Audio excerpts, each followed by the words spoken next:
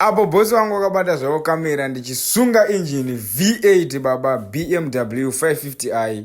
Reka ndikuratidze kuti zvinhu zvandakaita paBM guys, don't go anyway, ndakaistripa ndikaita everything. Saka the video start now. Amana kune vese vanhu vane maBM makazenge makundibvunza palast video randakaita muchiti iwe unogadzira maFord chete here kana kuti ndogadzira motikari dzese. This is BM, muzvambarara weBM wandaigadzira apo, saka ndatostripa zvese apa ndaisa engine pasi. As you can see, tasaone chete gold baba mukati umwe iro rakaipa zimota iri sekuru. Ndakutanga kuona kuti iwe ndoigadzira here motikari tumapatsi tudiki chichichi, saka ndo BM yandaigadzira guys. As you can see, ndakutoshuwa zvangu mafacebook vanhu vanozoti uri kunyeba usiriwe apa.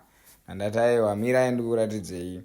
Apa ndapedza kutocleana zvese, ndakudzorera mapiston. But ndakamirira mapiston guys kubva kuAmerica. Motikari inorwadza iyi. As you can see, gasket on baba. Gasket ranga rabva kuAmerica rakaita 1 month riri muship. Ndakutoratidza kuti yachena motikari yemurungu akafara zingaita kati Mike you are the best, because vanga singagadzire motikari diki. Ndakamupa zvivindi zvekuti ngatisunungure BM tione kuti chii chatingaite. Zvikanzi bo I trust you Michael. Ndakasunungura BM yese kuru. Iwe apa takuidzorera tasaona how clean it is. Boy, hausanyebero isusu tisitopedza masports icho. Tasaone mazikapu ayo baba panopinda mapiston apo. Apa fiyo unozvamba apo. Apa tatoisa mahead head rato padenga sekuru.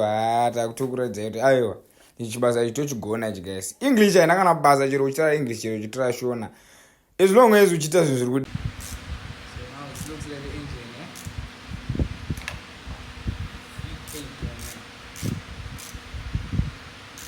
I'm gonna show you the vlog when I'm done with this. Saka everything is done now. Ndakuisa engine yangu mumotikari. Saka pakuisa engine ndobatsirwa obviously, because you can't push the engine or one baba unobatsirwa. Saka this is my boss there, he's helping me with the engine. I was very happy to see me like doing the whole job. Takakumbira since zvekugadzira timing, because we are not used kugadzira BM each and every time. But takuisa engine. As you can see, the engine racho zimu zvambarara baba engine amuri kuona. Ndakutoisa jack pass nditoti engine ida kutotinetsa iyi. Paifanira kuzoenda munhu pasi apo kunoti anosimudza engine. But then ndakaita mufunga yekuisa jack apo akutosimudza paipe uri kuona ndiri kumhanya tiri kubatsirana guys. Izvi tozvipedza tiri 2 nemurungu wangu, tozvipedza tiri 2, whether iToyota or iFord tozvipedza tiri 2 kuisa maengine edu nechii zvese. Basa iri harimborwadza guys kana ka1, hazvimborwadza. Unotofila kunge uri kudriver, unotofila hazvimborwadza kana muchiziva zvenyu basa apo. Takuisa engine yakazonoramba baba. Tiri kuona kuti kunoguma pasi apapo. Plus jegio ranga rakanyanya kukwira mudenga necheni.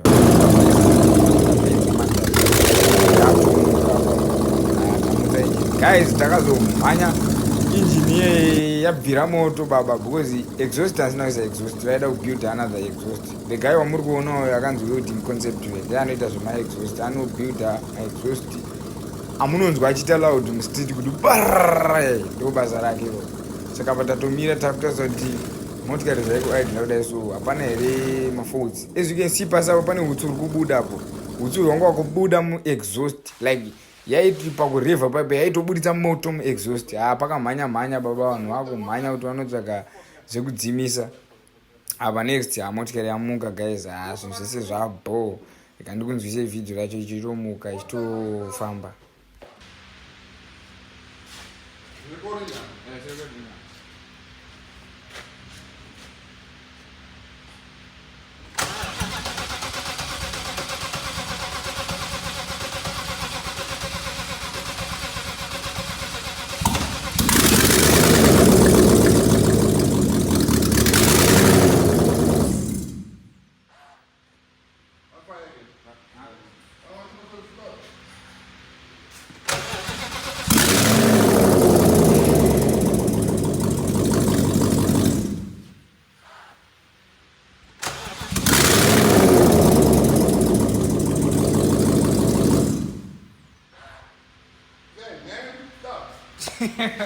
What are you saying now? Good. No, man. Yo. We played hit and run today, bro. But it's fun. Yeah, you see the battery for us again? So we are the best. Yeah, you know when we go out there, always start. Ndingovhunzwa kuti saka munoita wayazira pana chandisingaite boys.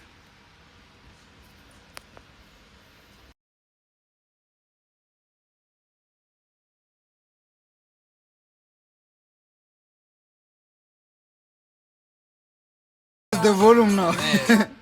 Okay. Should we leave it off now? Down. But that was off, again now, what? It's awful. Maybe. Guys, I'm done with the VM.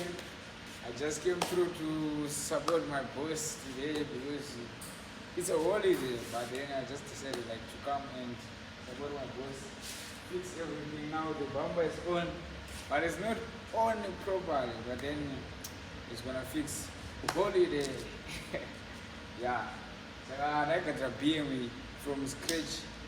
But then now BMW kutofamba guys kana ndikazokuitira chizokuratidza vhidhiyo racho BMW ichitomuka zvekudaro saka hapana zvatisingaite pana kwacho.